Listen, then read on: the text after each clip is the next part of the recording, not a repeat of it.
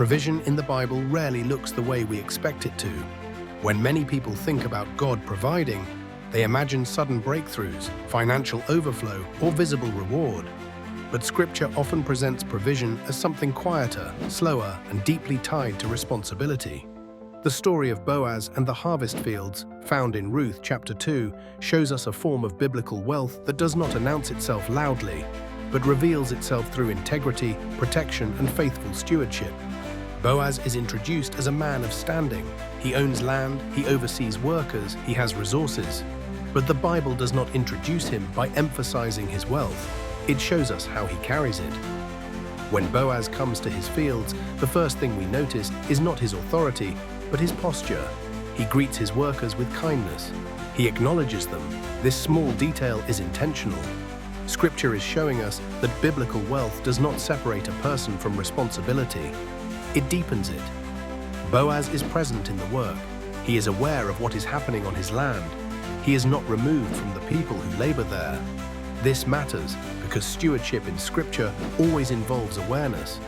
At the same time, Ruth enters the story from a very different position. She is a widow. She is a foreigner. She is vulnerable. And she is working not to build wealth, but to survive. The law allows Ruth to glean behind the harvesters.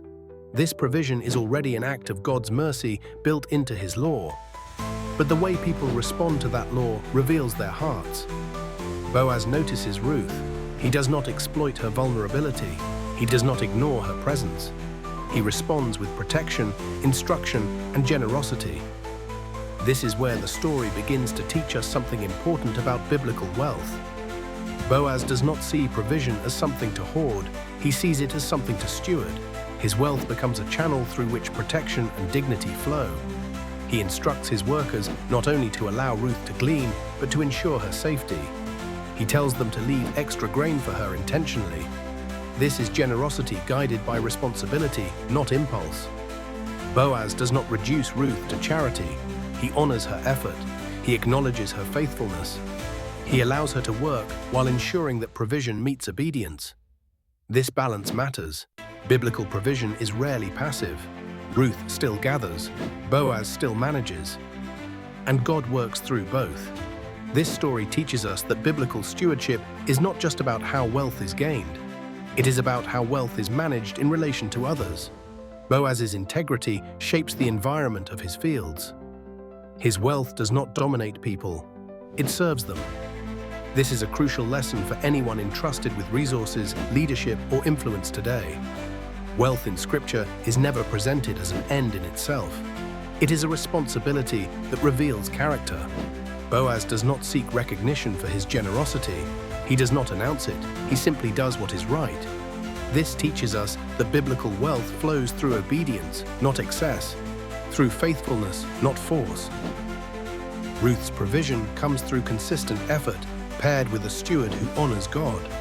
Neither works alone.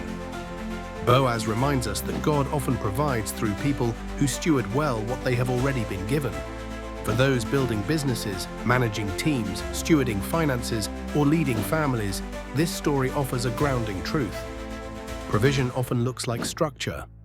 It looks like boundaries. It looks like responsibility carried well. Biblical generosity does not remove dignity. It protects it. Boaz does not change Ruth's status overnight, but he creates a space where faithfulness is met with care. This is what biblical wealth looks like when it is guided by stewardship. God's provision flows where responsibility and integrity meet. Boaz's story shows us that wealth does not separate us from obedience, it deepens it. Provision in Scripture is not rushed. It is relational, it is purposeful, it is anchored in responsibility. This is the quiet power of biblical stewardship.